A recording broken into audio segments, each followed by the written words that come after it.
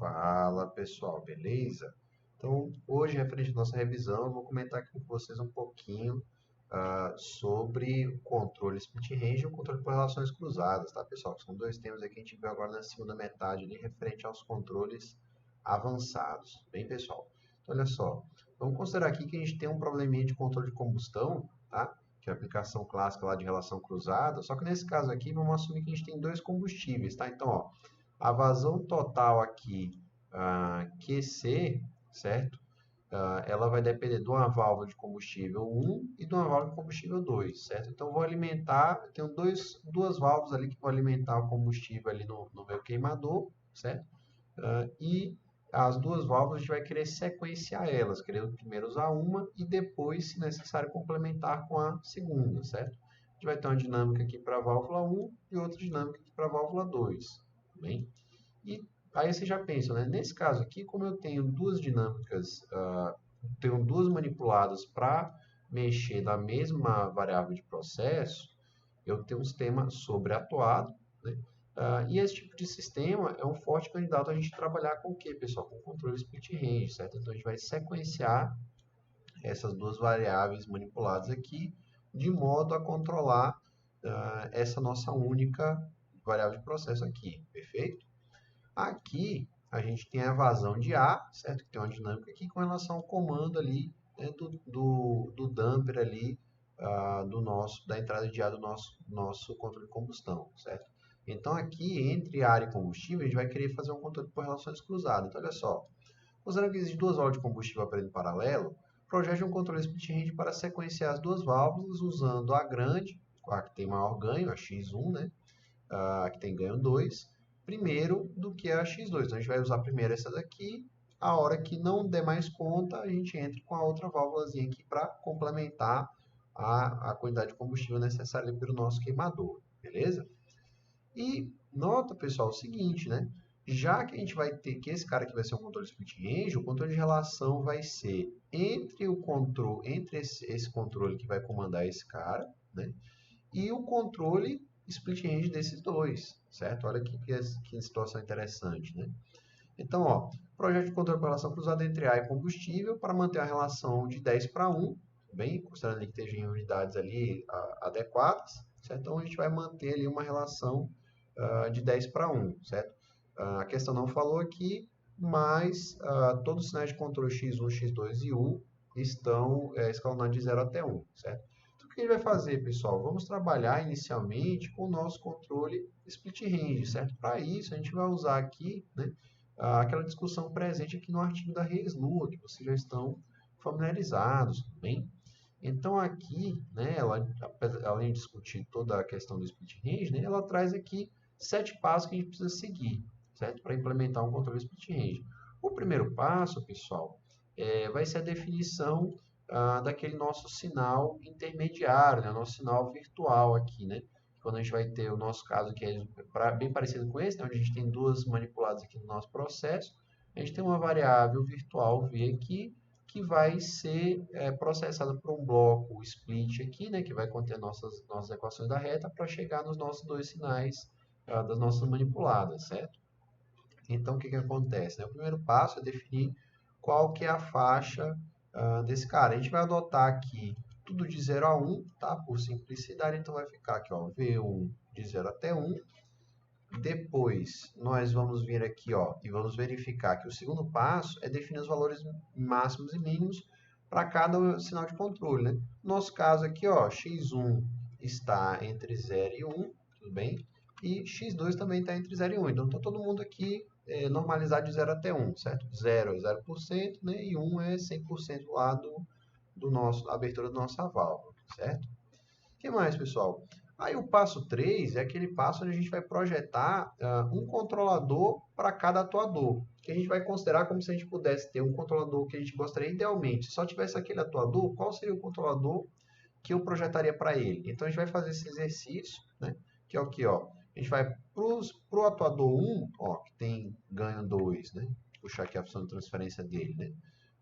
Para o atuador 1, que tem ganho 2 constante tempo 1,5, né? Aqui a gente não vai tentar acelerar nada, tá? Então a gente vai adotar aqui, ó, o nosso ganho proporcional 1 vai ser o constante de tempo original sobre o ganho vezes a constante de tempo de malha fechada desejada, que eu vou adotar o mesmo 1,5, mais o atraso, né? Então, corta, vai ficar 1 sobre 2, que vai dar meio, né? E o tempo integral vai ser a própria constante de tempo original aqui, que vai dar 1,5 também, né? Para a segunda válvula, pessoal, ó, que a gente vai ter aqui, né? Que a nossa dinâmica é 1 sobre S mais 1, a gente vai vir aqui e vai fazer a mesma coisa. De novo, não vai acelerar, então vai ficar constante de tempo sobre ganho mais tal C mais L, né? Então vai dar 1, e o tempo integral vai dar a própria constante de tempo original aqui do nosso sistema, né? Que é 1 segundo. Show de bola. O que mais, pessoal? Vamos fazer o passo 4. No passo 4, a gente vai vir, certo?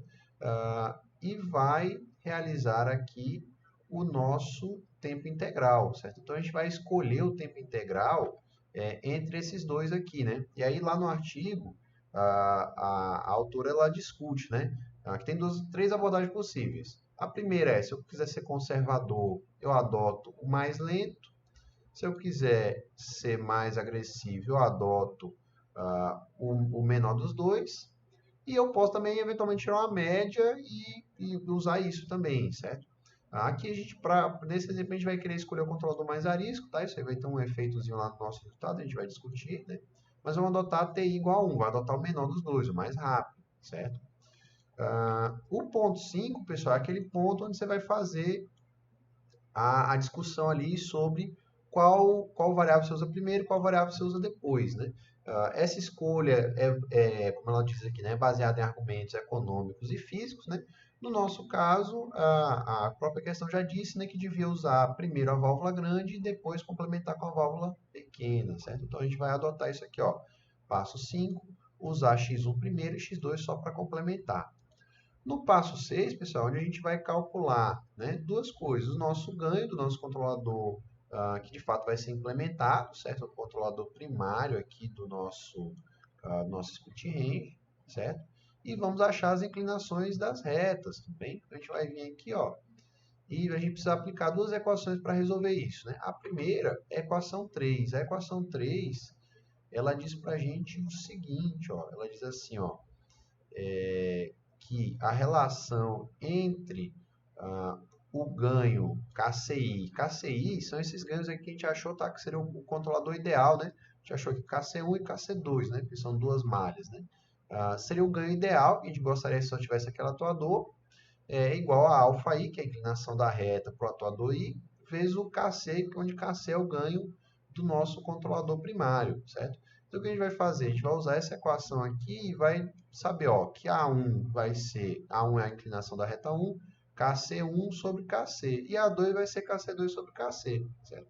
A gente vai usar em conjunto com a equação 3, a nossa equação 7, que a autora vem aqui e diz, ó, Vmax menos Vmin vai ser igual ao somatório de para cá, de 1 até o número de atuadores, de UI máximo menos UI mínimo sobre o módulo da nossa inclinação da reta I, certo? No nosso caso, como só tem dois atuadores, vai ficar Vmax menos Vmin vai ser igual a x1 menos x1 máximo menos x1 mínimo sobre alfa 1, né, ou A1, mais x2 máximo menos x2 mínimo sobre o módulo de alfa 2, né?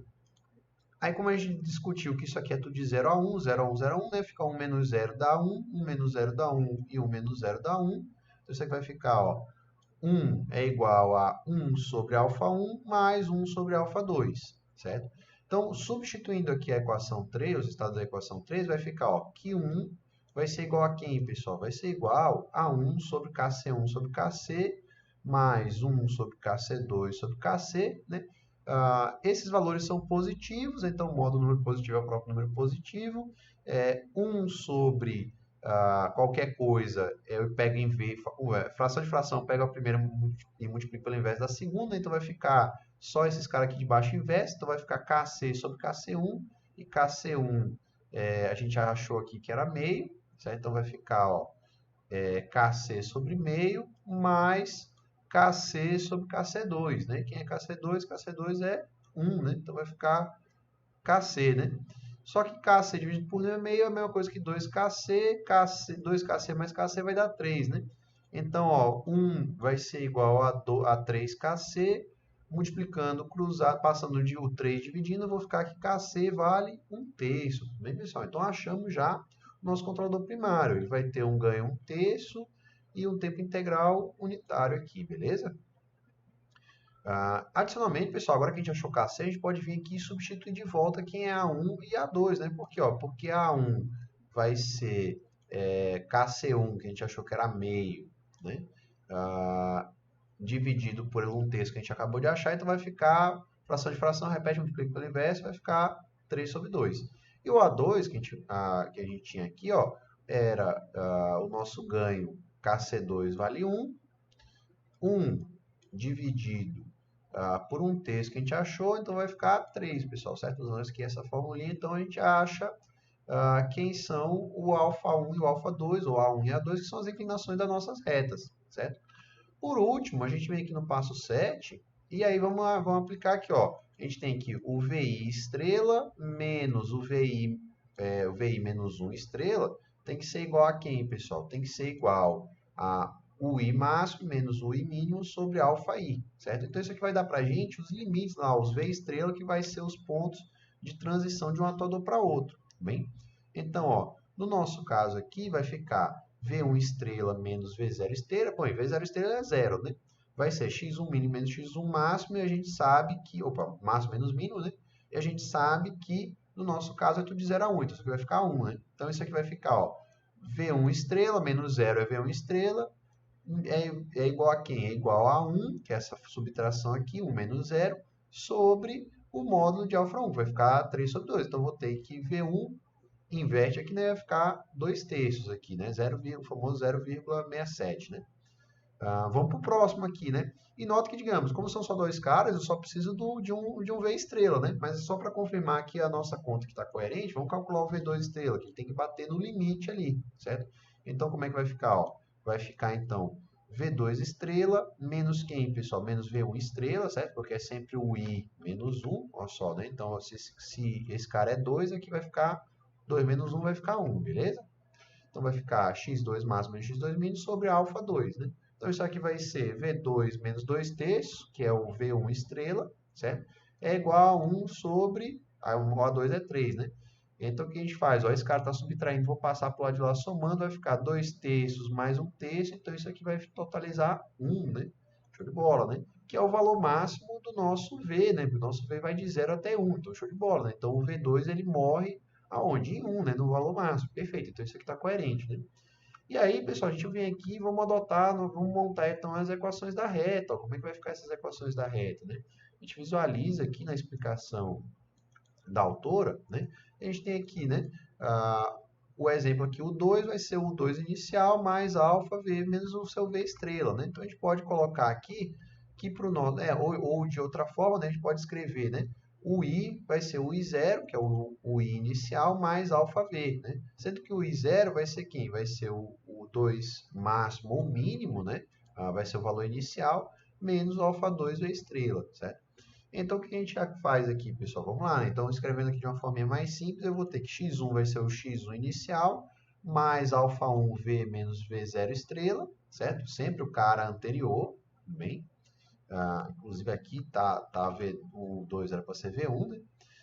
Isso aqui vai ficar o quê? Porque não faria sentido, porque isso aqui seria 1, né? Então, ia sempre matar ali, né? Mas vamos lá. Então, o que acontece, ó? Vai ficar aqui, né? Então, o valor, o x1 inicial, né? A válvula começa fechada, bem? Então, vai ficar em 0.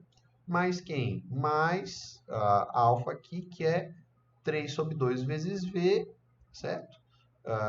Menos 3/2 vezes V0 estrela, que é 0. Então, isso aqui vai ficar só 3 meios de V, certo? Então, nosso x1 de T vai ser 3 meios de V de T. E o x2, pessoal, vai ser quem? Ó? Vai ser o x2 inicial mais alfa 2 vezes V1 menos V1 estrela. O valor inicial também é zero, por quê? Porque a gente quer que x2 comece desligado, certo? Ele só tem que entrar quando o x1 estiver saturado, beleza? Então, isso aqui vai ficar, ó, 3 vezes V menos 3 vezes 3/2. Por que 3? Porque alfa A2 é 3, né? Vai ficar 3 vezes V, fazendo a distributiva aqui, menos 3, aí corta, corta, né? Então, isso aqui vai ficar 3V menos 2. Bem, a gente pode vir aqui no MATLAB e testar isso, pessoal. A gente faz assim, ó, vamos fazer aqui. V é igual a 0, 2 pontos, ponto 0, 1, 2 pontos, 1. Vamos fazer assim, ó, x1 vai ser igual a quem? Vai ser igual a 3 sobre 2 vezes V, bem? E x2 vai ser igual a quem, pessoal? Vai ser igual a 3 vezes V menos 2, certo? A gente pode vir aqui, ó, e pedir um plot de V, x1, V, x2, e a gente espera, ó, tá, e faltou um detalhe importante, né? A gente tem que botar a saturação aqui, né? Então, vou botar aqui o máximo disso daqui e 0, bem? E o mínimo dessa galera todinha e 1, bem? A mesma coisa para o x2, né? O mínimo do máximo desse cara e 0 e desse cara e 1. E agora sim a gente manda plotar e olha só o que aconteceu. Então, ó, ele vai aqui até o 0,67, bem, com o nosso primeiro sinal, beleza? E aqui, ó, o segundo sinal que é x2, a partir do 0,67 ele vai, sobe e chega aqui no 1, certo? Então, quando a primeira válvula, a válvula maior, saturou, entra a segunda válvula aqui para ajudar a completar a vazão de combustível. Beleza. Então, isso aqui parece bastante razoável. Podemos implementar, então, no nosso controle aqui, certo? Então, como é que a gente vai fazer isso, pessoal? Olha só, né? Esquece um pouquinho aqui essa parte aqui do controle por relação cruzada, tá? O que vai acontecer? Aqui está chegando a referência, bem, depois eu desfaço isso aqui. Mas o que acontece aqui, pessoal? A gente tem o nosso controle primário, esse controle primário está sintonizado de que forma? Ele está sintonizado com o nosso controle proporcional aqui, certo? 1 sobre 3, o nosso ganho lá, e o nosso tempo integral unitário, certo? Que foi o que a gente chegou, ó, bem aqui, né? Então, a gente chegou que o TI era 1 e o KC 1/3. Então, foi isso que a gente implementou aqui, beleza, pessoal? Aí também está saturando de 0 até 1, PI ideal, parará, clamping, né? Então, aqueles negócios que vocês já conhecem, né? O que mais, pessoal? Vamos lá, ó. E aqui eu estou implementando as duas equações da reta. Nota que x1 é quem, ó? É 3 sobre 2 de V, né? Então, a saída do meu controle PI é a minha variável, é o meu sinal virtual ali, né? O meu sinal interno, que é 3 sobre 2, e eu multiplico por 3 sobre 2 aqui e obtenho x1. Nota que a nossa válvula vai de 0 até 1, então eu vou saturar ela de 0 até 1 também, certo?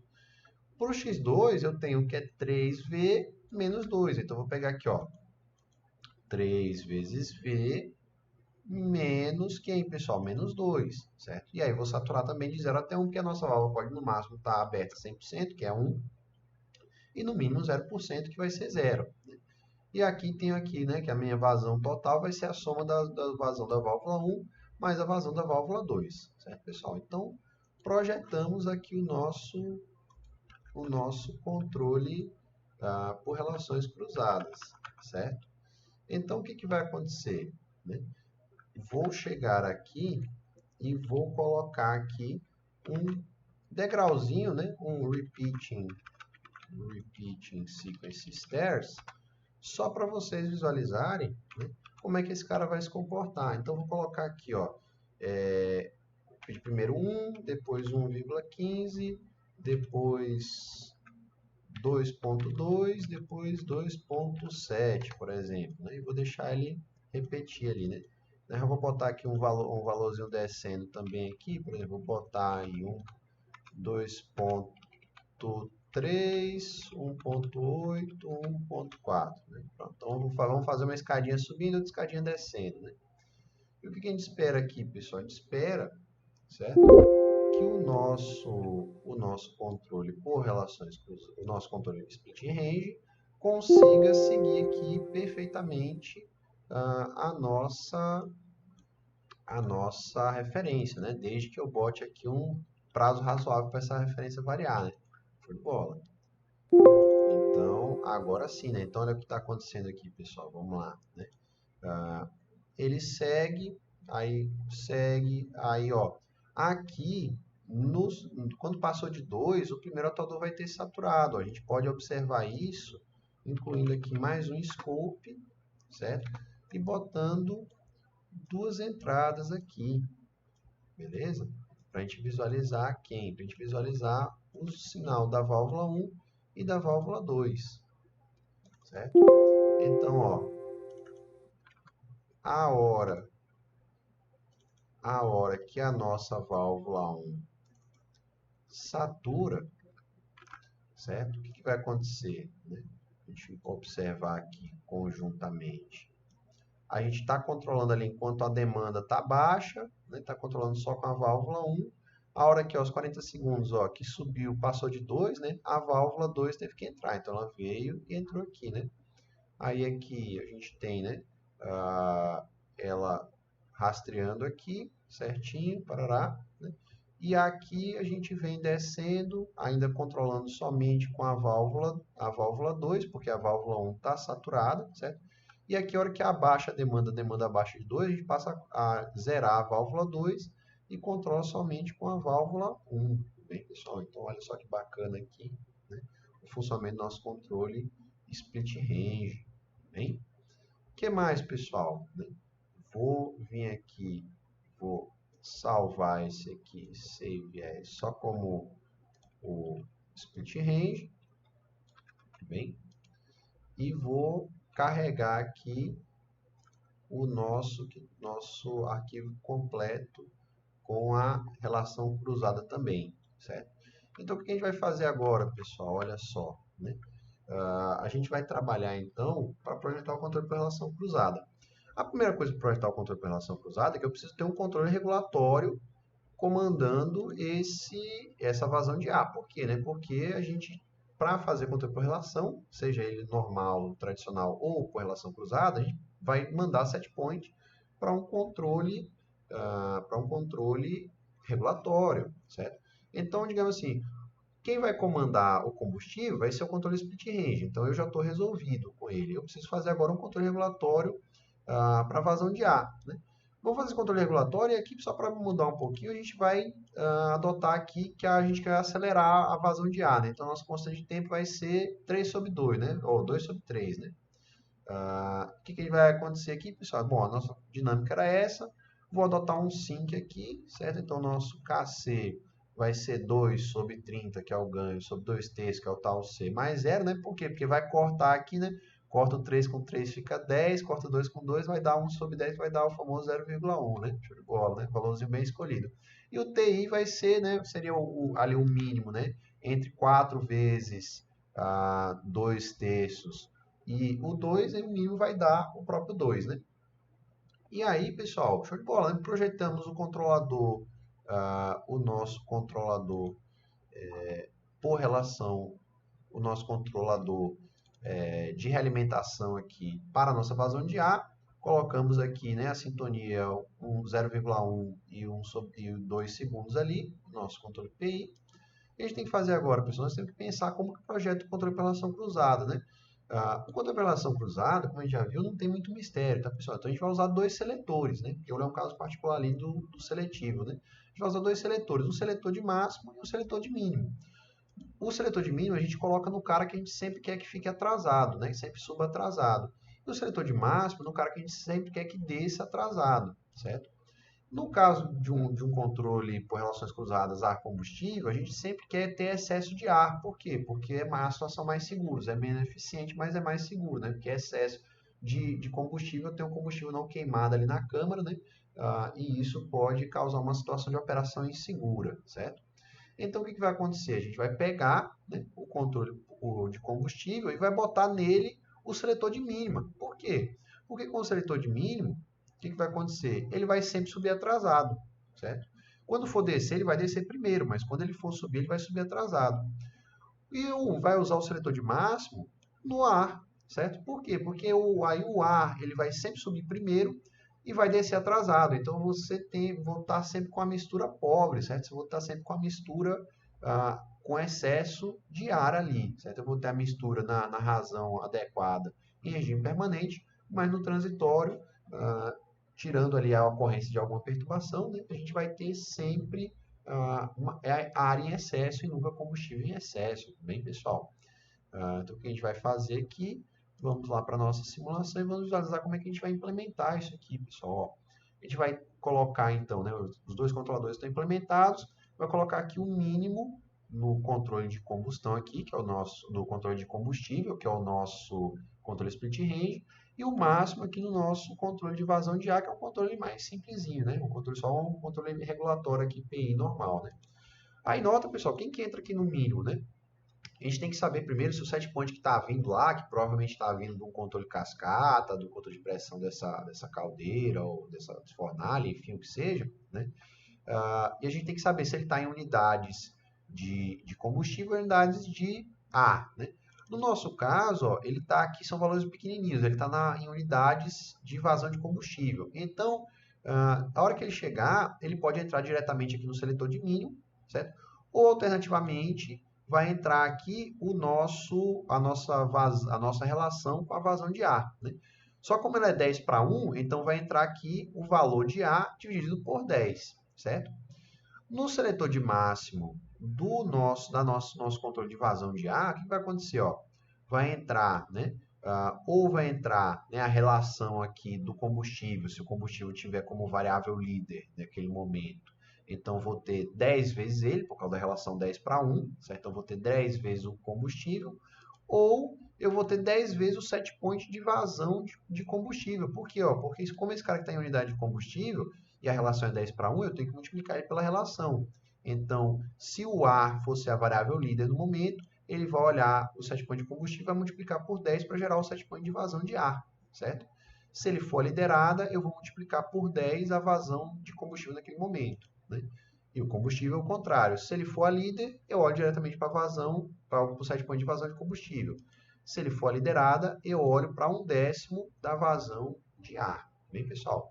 E aí, a hora que a gente mandar rodar o nosso problema aqui, a gente espera que o nosso controle tenha esse comportamento desejado. Então, olha só, né? O nosso controle split range, a gente já viu que ele está funcionando bem, certo? E aqui ele vem, ó, rastreia aqui os nossos set points. Nota que quando o set point aqui vindo lá do nível superior aqui, do hierárquico desse controle, né? Ele quando sobe, ele sobe suave. Por quê? Porque ele está tentando rastrear, ó, a forma de onda da vazão de ar, certo? O set point para o ar vem quadradão, certo? Por quê? Porque ele está pegando direto o set point que está chegando ali do nível hierárquico acima, né? Então, ele chega aqui e só cumpre, né? Enquanto isso, né, ele vai servir como uma variável líder para o combustível, que vai seguir ele, né? Então, ele vai sempre estar atrasado da vazão de ar, certo? Nota que a hora que o set point, né, vindo lá de cima, desce, quem passa a ser líder é o combustível. Então, o combustível desce, chega o sinal quadrado para ele, e ele desce primeiro, desce primeiro, desce primeiro. E o nosso sinal aqui da vazão de ar, ele vai tentar rastrear o sinal do combustível. Então, ele desce depois e desce depois. Por quê? Porque se ele está descendo depois, eu tenho mais ar do que combustível ali, né? Do que o balanço estequiométrico lá, né? Então, novamente, quando sobe, sobe o ar primeiro e o combustível depois. E quando desce, desce o combustível primeiro e o ar desce depois. Beleza, pessoal? Então, aí revisamos os conteúdos de controle split range e de relações cruzadas, tá? Dois controlezinhos avançados que a gente viu durante nossa segunda metade do semestre. Beleza, pessoal? Então, ó, peguem para refazer esse exemplo, certo? Tentem calcular. Tentem, por exemplo, acelerar um pouquinho aqui as duas malhas de combustível, certo? E agora manter a malha de ar na velocidade original. Bem, vejam o que isso implica ali, certo? Refaçam o exemplo e vejam se o controle de vocês está funcionando adequadamente. Beleza, pessoal? Então é isso aí. Valeu, falou e até mais!